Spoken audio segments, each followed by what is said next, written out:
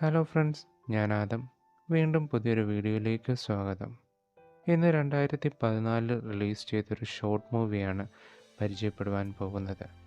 ഇതിലൊരു ക്യാമ്പ് ലീഡറിൻ്റെയും അവിടുത്തെ നേഴ്സും തമ്മിലുള്ള സ്നേഹവും സ്വയം സ്വീകാര്യതയും അധിനിവേശവും ആഗ്രഹവും എന്നിവയുടെ കഥ പറയുന്നു.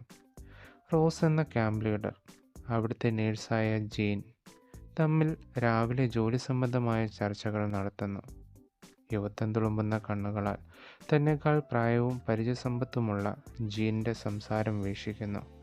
റോസിൻ്റെ മനസ്സിൽ കുറേയായി ജീനിനോടുള്ള ആഗ്രഹം തോന്നിയിട്ട്. ഇന്ന് രണ്ടും കൽപ്പിച്ച് റോസ് ജീനിനോട് തനിക്കുള്ള ആഗ്രഹം പ്രകടിപ്പിക്കുന്നു. ആദ്യം ഒരു എതിർപ്പ് പ്രകടിപ്പിച്ചെങ്കിലും പിന്നീട് തന്നിലേക്ക് ജീൻ അടുക്കുകയാണ്.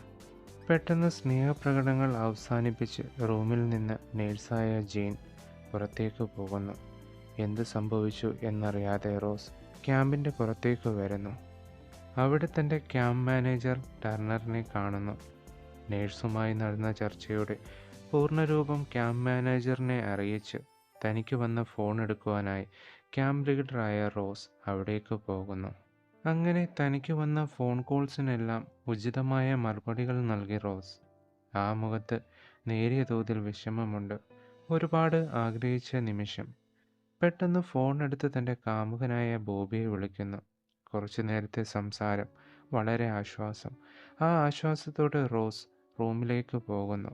സന്തോഷത്തോടെ അണിഞ്ഞൊരുങ്ങി റോസ് സുന്ദരിയായി നേഴ്സായ ജീൻ്റെ അടുത്തേക്ക് വരുന്നു. ഒരു മടിയും കൂടാതെ തൻ്റെ മനസ്സിലുള്ള പ്രണയം ജീനിനോട് തുറന്നു പറയുന്ന റോസ്. പ്രതീക്ഷയ്ക്ക് വിപരീതമായി ജീൻ റോസിൻ്റെ പ്രണയം നിരസിക്കുന്നു. 1950 കാലഘട്ടം. ഈ സമയത്ത് ലെസ്ബിയൻ പ്രണയം സമൂഹം അംഗീകരിക്കുക മാത്രമല്ല, അവരെ സമൂഹം ഒറ്റപ്പെടുത്തുകയും ചെയ്യുന്നു. ഈ ന്യായങ്ങളെല്ലാം നിരത്തി റോസിൻ്റെ മുറിയിൽ നിന്ന് ദേഷ്യത്തോടെ ജീൻ പുറത്തേക്ക് പോകുന്നു. എന്തു ചെയ്യണമെന്നറിയാതെ റോസ് വിഷമത്തോടെ റൂമിലേക്ക് പോകുന്നു. ജിന്നിനു വേണ്ടി താൻ ഒരുങ്ങിയത് മുഴുവനും വെറുതെയായി. അതുകൊണ്ട് തന്നെ എല്ലാം അഴിച്ചു മാറ്റി അതീവ ദുഃഖത്തിൽ തൻ്റെ കിടക്കയിൽ കിടന്ന് കരയുന്നു. ഇനി എന്തു ചെയ്യണമെന്നറിയാതെ വലിയ വിഷമത്തിലാകുന്ന റോസ്. എന്നാൽ ഈ നിമിഷം ഒന്നും സംഭവിക്കാതെ തൻ്റെ റൂമിലിരുന്ന് രണ്ടെണ്ണം അടിച്ചുകൊണ്ടിരിക്കുന്ന ജീനിനെ തേടി റോസിൻ്റെ കാമുകൻ ബോബി വരുന്നു. വരവൻ്റെ ഉദ്ദേശം റോസിനു വേണ്ടി സംസാരിക്കുവാൻ. നടന്ന കാര്യങ്ങളും റോസ് തന്നോട് പറഞ്ഞ കാര്യങ്ങളും മറ്റും പൊടിപ്പും തൊന്നലും ചേർത്ത് ബോബിയെ ജിന്നിനോട് പറയുന്നു. അങ്ങനെ തൻ്റെ തള്ളലിൽ ജിന്ന് മറിഞ്ഞു എന്ന് മനസ്സിലാക്കിയ ബോബി തിരികെ പോകുന്നു. ആകെ വിഷമത്തിലാകുന്ന ജിൻ താൻ റോസിനോട് കാണിച്ചത് ശരിയായില്ല എന്നൊരു കുറ്റബോധം ജിന്നിനുണ്ടാകുന്നു. അതിലുപരി റോസ് തന്നോട് കാണിച്ചതിൽ തൻ്റെ ഉള്ളിൽ ഒരു വികാരം തോന്നിത്തുടങ്ങുന്നു. പെട്ടെന്ന് തന്നെ റെഡിയായി റോസിൻ്റെ റൂം ലക്ഷ്യമാക്കി നടന്നു. പെട്ടെന്നതാ റൂമിൻ്റെ വെളിയിലിരിക്കുന്ന കമ്പനി മാനേജർ ടർണറിനെ കാണുന്നു.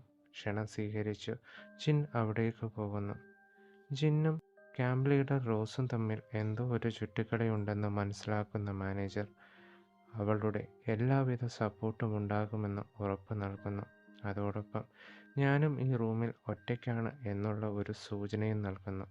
ഇതെല്ലാം കേട്ട് ജിൻ വളരെയധികം ധൈര്യവതിയാകുന്നു. എന്നാൽ റോസിൻ്റെ അവസ്ഥ വളരെ പരിതാപകരമായിരുന്നു. വിഷമത്തിൽ നിന്ന് കരകയറുവാനും അതോടൊപ്പം ജിന്നിനെ മറക്കുവാനുമായി റോസ് കടൽ തീരത്തു കൂടി അതിവേഗം ഓടുന്നു. ക്ഷീണിച്ച് ഏതോ ആലോചനയിൽ അവിടെ ഇരിക്കുകയാണ്. പെട്ടെന്നാണ് ജിൻ അവിടേക്ക് വരുന്നത്. യാതൊരു മുഖഭാവ വ്യത്യാസവുമില്ലാതെ റോസ് ജിന്നിനെ നോക്കുന്നു. ജിൻ റോസിനോട് സംസാരിക്കാൻ തുടങ്ങുന്നു. ആദ്യം തന്നെ റോസിനെ വിഷമിപ്പിച്ചതിന് ക്ഷമ ചോദിക്കുകയും അതോടൊപ്പം ജിന്ന് അവളോടുള്ള ഇഷ്ടം റോസിനോട് തുറന്നു പറയുകയും ചെയ്യുന്നു. എന്നാൽ ഈ നിമിഷം ഒരു മടിയും കൂടാതെ പ്രണയാഭ്യർത്ഥന നിരസിക്കുന്നു. അവിടെ നിന്ന് പോകുവാൻ ശ്രമിക്കുന്നു. പെട്ടെന്ന് തന്നെ ജിൻ റോസിനെ തടയുകയും കാര്യങ്ങൾ പറഞ്ഞ് അവളെ ബോധ്യപ്പെടുത്തുകയും ചെയ്യുന്നു. അങ്ങനെ സമൂഹത്തിൻ്റെ വെല്ലുവിളികളെ തരണം ചെയ്ത് പുതിയൊരു പ്രണയബന്ധം തുടങ്ങുന്നു. ശുഭം. ഇനിയും ഇതേപോലുള്ള നല്ല വീഡിയോകൾക്കായി ചാനൽ സബ്സ്ക്രൈബ് ചെയ്യൂ. വീണ്ടും പുതിയൊരു വീഡിയോയുമായി കാണും.